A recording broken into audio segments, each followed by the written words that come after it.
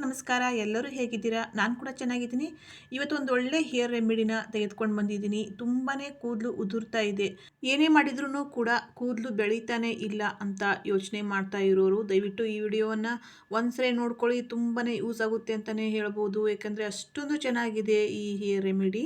ತುಂಬಾನೇ ಈಸಿ ಆಗಿದೆ, ಹಾಗೆಯೇ 100% ರಿಸಲ್ಟ್ ಕೊಡುತ್ತೆ. ಹಾಗೆಯೇ ಇನ್ನು ಯಾರೆಲ್ಲ ನಮ್ಮ ಚಾನಲ್ನ ಸಬ್ಸ್ಕ್ರೈಬ್ ಮಾಡ್ಕೊಂಡಿಲ್ಲ ಅವರೆಲ್ಲ ದಯವಿಟ್ಟು ಸಬ್ಸ್ಕ್ರೈಬ್ ಮಾಡ್ಕೊಳ್ಳಿ. ಹಾಗೆಯೇ ವಿಡಿಯೋನ ಎಂಡ್ವರೆಗೂ ನೋಡಿ, ನಿಮಗೆ ತುಂಬಾನೇ ಯೂಸ್ಫುಲ್ ಆಗುತ್ತೆ ಅಂತಲೇ ಹೇಳ್ಬೋದು. ನಾನಿಲ್ಲಿ ದಾಸವಾಳದ ಎಲೆಗಳನ್ನು ತಗೊಂಡಿದ್ದೀನಿ, ಹಾಗೆ ಕೆಂಪು ದಾಸವಾಳದ ಹೂವುಗಳನ್ನು ಕೂಡ ತಗೊಂಡಿದ್ದೀನಿ. ಹಾಗೆಯೇ ಅಗಸೆ ಬೀಜಗಳನ್ನು ಕೂಡ ತೆಗೆದುಕೊಂಡಿದ್ದೀನಿ. ಇದಕ್ಕೆ ಫ್ಲಾಕ್ಸೀಡ್ ಸೀಡ್ಸ್ ಅಂತ ಕೂಡ ಕರೀತಾರೆ, ಅಗಸೆ ಬೀಜಗಳು. ಈ ಬೀಜಗಳಂತೂ ತುಂಬಾ ಪರಿಣಾಮಕಾರಿಯಾಗಿ ಕೆಲಸ ಮಾಡುತ್ತೆ ನಮ್ಮ ಕೂದಲಿಗೆ. ಹಾಗೆಯೇ ದಾಸವಾಳದ ಎಲೆ ಇರ್ಬೋದು, ಹಾಗೆಯೇ ದಾಸವಾಳದ ಹೂವುಗಳಿರ್ಬೋದು, ತುಂಬಾ ಪರಿಣಾಮಕಾರಿಯಾಗಿ ಕೆಲಸ ಮಾಡುತ್ತೆ ನಮ್ಮ ಕೂದಲಿಗೆ. ಇದ್ರ ಜೊತೆಗೆ ಹಾಗೆಯೇ ಕರಿಬೇವನ್ನು ಕೂಡ ತೆಗೆದುಕೊಂಡಿದ್ದೀನಿ. ಸುಮಾರು ಒಂದು ಮುಷ್ಟಿ ಆಗುವಷ್ಟು ಕರಿಬೇವನ್ನು ನಾನು ತಗೊಂಡಿದ್ದೀನಿ. ಇವಿಷ್ಟು ಪದಾರ್ಥಗಳು ತುಂಬಾ ಪವರ್ಫುಲ್ಲಾಗಿ ಕೆಲಸ ಮಾಡುತ್ತೆ ನಮ್ಮ ಕೂದಲಿಗೆ. ಇವಿಷ್ಟು ಪದಾರ್ಥಗಳು ನಮ್ಮ ಕೂದಲ ಬೆಳವಣಿಗೆಗೆ ಅತ್ಯುತ್ತಮವಾದಂಥ ನೈಸರ್ಗಿಕ ಔಷಧಿಯಾಗಿ ಕೆಲಸ ಮಾಡುತ್ತೆ ಅಂತಲೇ ಹೇಳ್ಬೋದು. ಈ ದಾಸವಾಳದ ಎಲೆಗಳಂತೂ ನಮ್ಮ ಕೂದಲಿಗೆ ಮ್ಯಾಜಿಕ್ಕೇ ಮಾಡಿಬಿಡುತ್ತೆ. ದಟ್ಟವಾಗಿ ಕೇಶರಾಶಿಯನ್ನು ಪಡ್ಕೋಬೇಕು ಅಂದರೆ ನಾವು ಈ ದಾಸವಾಳದ ಎಲೆಗಳನ್ನು ಬಳಸಲೇಬೇಕಾಗುತ್ತೆ. ಈ ದಾಸವಾಳದ ಎಲೆಗಳನ್ನು ಅವಾಗವಾಗ ನಾವು ಉಪಯೋಗಿಸ್ತಾ ಬರೋದ್ರಿಂದ ನಮ್ಮ ಕೂದಲು ಉದುರುವಿಕೆ ಸಮಸ್ಯೆಯನ್ನು ನಾವು ದೂರ ಮಾಡ್ಕೋಬೋದು. ತುಂಬ ಚೆನ್ನಾಗಿ ನಮ್ಮ ಕೂದಲನ್ನು ನಾವು ಬೆಳೆಸ್ಕೋಬೋದು. ದಾಸವಾಳದ ಎಲೆಗಳಿರ್ಬೋದು, ಹಾಗೆ ಕೆಂಪು ದಾಸವಾಳದ ಹೂವುಗಳಿರ್ಬೋದು, ತುಂಬಾ ಪರಿಣಾಮಕಾರಿಯಾಗಿ ಕೆಲಸ ಮಾಡುತ್ತೆ ನಮ್ಮ ಕೂದಲಿಗೆ. ಇದರಲ್ಲಿ ಆಮ್ಲೀಯ ಗುಣ ಇರೋದರಿಂದ ಕೂದಲು ತುಂಬಾ ಶೈನ್ ಆಗುತ್ತೆ. ಹಾಗೆಯೇ ಕೂದಲು ಎಷ್ಟೇ ರಫ್ ಆಗಿದ್ರೂ ಕೂಡ ಕೂದಲು ಸ್ಮೂತ್ ಆಗೋಕ್ಕೆ ಸ್ಟಾರ್ಟ್ ಆಗುತ್ತೆ. ಶೈನ್ ಆಗಿ ಕೂಡ ಕೂದಲು ಕಾಣಿಸುತ್ತೆ. ಹಾಗೆಯೇ ತುಂಬಾ ಕೂದಲು ಉದುರ್ತಾ ಇದೆ ಅನ್ನೋರು ಕೂಡ ಇದನ್ನು ಬಳಸ್ತಾ ಬರೋದ್ರಿಂದ ಕೂದಲು ಉದುರುವಿಕೆ ಸಮಸ್ಯೆಯನ್ನು ಕೂಡ ನಾವು ದೂರ ಮಾಡ್ಕೋಬೋದು. ಹಾಗೆಯೇ ಚಿಕ್ಕ ಏಜಿಗೆ ಬಿಳಿಯಾಗ್ತಾ ಇದೆ ಕೂದಲು ಅನ್ನೋ ಸಮಸ್ಯೆಯನ್ನು ತುಂಬಾ ಜನರು ಅನುಭವಿಸ್ತಾ ಇರ್ತಾರೆ. ಕೂದಲು ಕಪ್ಪಾಗುವ ಚಮತ್ಕಾರಿ ಕೆಲಸವನ್ನು ಈ ದಾಸವಾಳದ ಎಲೆಗಳಿರ್ಬೋದು, ಹಾಗೆಯೇ ದಾಸವಾಳದ ಹೂವುಗಳಿರ್ಬೋದು ಚಮತ್ಕಾರಿ ಕೆಲಸವನ್ನು ಮಾಡುತ್ತೆ ಅಂತಲೇ ಹೇಳ್ಬೋದು ನಮ್ಮ ಕೂದಲಿಗೆ. ಹಾಗೆಯೇ ತುಂಬಾ ತಲೆ ಹೊಟ್ಟಾಗಿದೆ, ತುಂಬ ತಲೆ ಹೊಟ್ಟಾಗಿ ಕೂದಲೆಲ್ಲ ಉದುರ್ತಾ ಇದೆ ಅನ್ನೋರು ಕೂಡ ಈ ದಾಸವಾಳದ ಎಲೆಗಳನ್ನಿರ್ಬೋದು, ದಾಸವಾಳದ ಹೂವುಗಳನ್ನಿರ್ಬೋದು ಬಳಸ್ತಾ ಬರೋದ್ರಿಂದ ತಲೆ ಹೊಟ್ಟನ್ನು ಕೂಡ ಸಂಪೂರ್ಣವಾಗಿ ನಿವಾರಣೆ ಮಾಡುವಂಥ ಶಕ್ತಿ ಈ ದಾಸವಾಳ ಹೂವು ಹಾಗೂ ಎಲೆಗಳಲ್ಲಿದೆ ಅಂತಲೇ ಹೇಳ್ಬೋದು. ಹಾಗೆಯೇ ನಾನಿಲ್ಲಿ ಒಂದು ಮುಷ್ಟಿ ಆಗುವಷ್ಟು ಕರಿಬೇವನ್ನು ಕೂಡ ಕ್ಲೀನಾಗಿ ತೊಳೆದ್ಬಿಟ್ಟು ತೆಗೆದುಕೊಂಡಿದ್ದೀನಿ.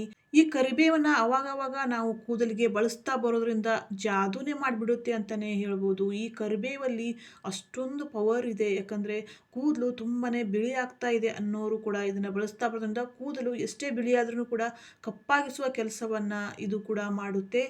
ಈ ಕರಿಬೇವನ್ನು ಅವಾಗವಾಗ ನಾವು ಬಳಸ್ತಾ ಬರೋದ್ರಿಂದ ಕೂದಲು ದಟ್ಟವಾಗಿ ಬರೋಕ್ಕೆ ಸ್ಟಾರ್ಟ್ ಆಗುತ್ತೆ. ತುಂಬ ಚಿಕ್ಕ ಚಿಕ್ಕ ಕೂದಲಿಗೂ ಕೂಡ ಶಕ್ತಿ ತುಂಬ ಕೆಲಸವನ್ನು ಈ ಮೂರು ಪದಾರ್ಥಗಳು ಮಾಡುತ್ತೆ ಅಂತಲೇ ಹೇಳ್ಬೋದು. ತುಂಬ ಚೆನ್ನಾಗಿ ನೈಸಾಗಿ ಹಾಗೆಯೇ ಪಳಪಳ ಅಂತ ಹೊಳಿತಾ ಇರಬೇಕು ಕೂದಲು, ಆ ಥರ ಬರೋಕ್ಕೆ ಸ್ಟಾರ್ಟ್ ಆಗುತ್ತೆ.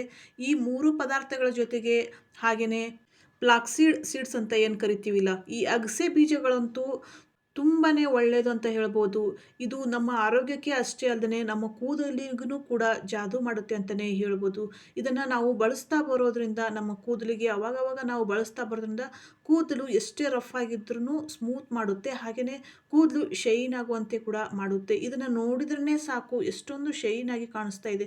ಇದೇ ಥರನೇ ನಮ್ಮ ಕೂದಲು ಕೂಡ ತುಂಬ ಶೈನ್ ಆಗಿ ಕಾಣಿಸ್ಬೇಕು ಅಂದರೆ ನಾವು ಈ ಅಗಸೆ ಬೀಜದ ಪೇಸ್ಟನ್ನಾಗಲಿ ಇಲ್ಲಾಂದರೆ ಈ ಅಗಸೆ ಬೀಜದ ಆಯಿಲನ್ನಾಗಲಿ ನಾವು ತಯಾರು ಮಾಡಿಕೊಂಡು ನಾವು ಕೂದಲಿಗೆ ಅಪ್ಲೈ ಮಾಡ್ತಾ ಬರೋದ್ರಿಂದ 100% ನಾವು ರಿಸಲ್ಟನ್ನು ಪಡ್ಕೊತೀವಿ ಅಂತಲೇ ಹೇಳ್ಬೋದು.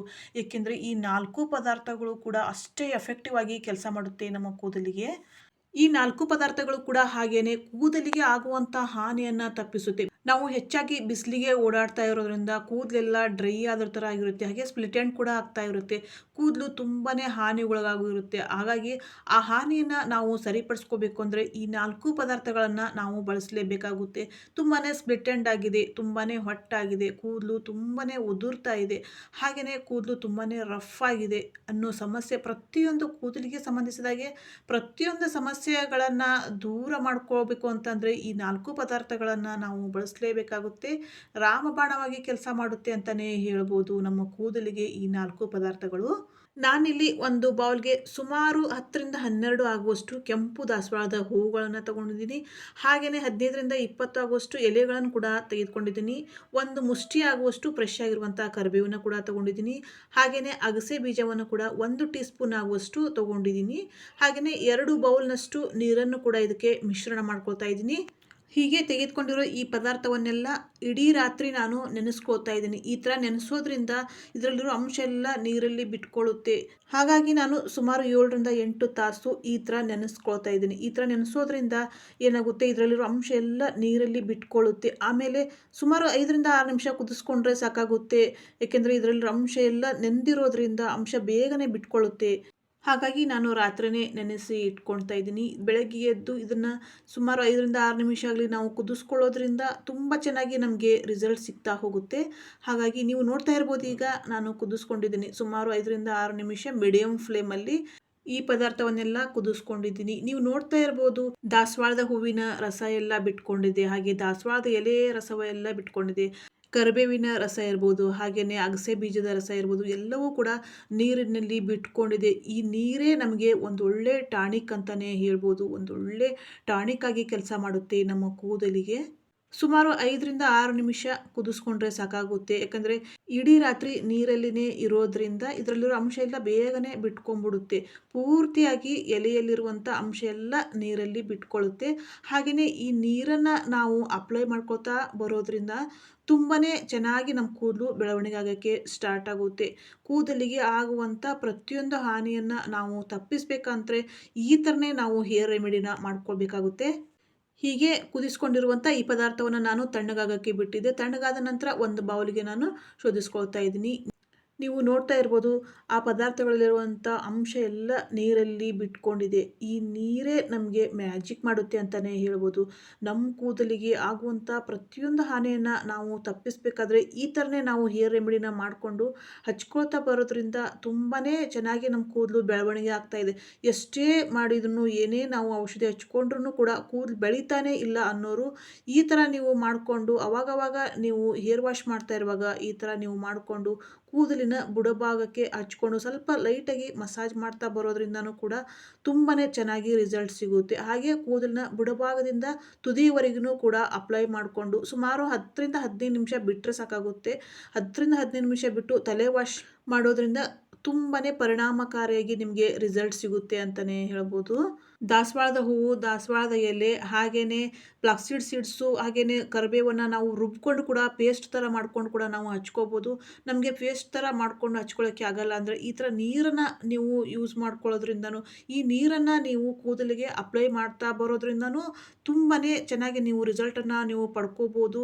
ಈ ಥರ ನೀವು ಕುದಿಸ್ಕೊಂಡು ಕೂಡ ನೀವು ಈ ನೀರನ್ನು ನೀವು ಅಪ್ಲೈ ಮಾಡ್ತಾ ಬರೋದ್ರಿಂದನೂ ಕೂದಲು ತುಂಬಾ ಶೈನ್ ಆಗೋಕ್ಕೆ ಸ್ಟಾರ್ಟ್ ಆಗುತ್ತೆ. ಎಷ್ಟೇ ಕೂದಲು ಉದುರ್ತಾ ಇರಲಿ, ಉದುರೋದು ಪಟ್ಟಂತ ನಿಂತೋಗುತ್ತೆ ಅಂತಲೇ ಹೇಳ್ಬೋದು.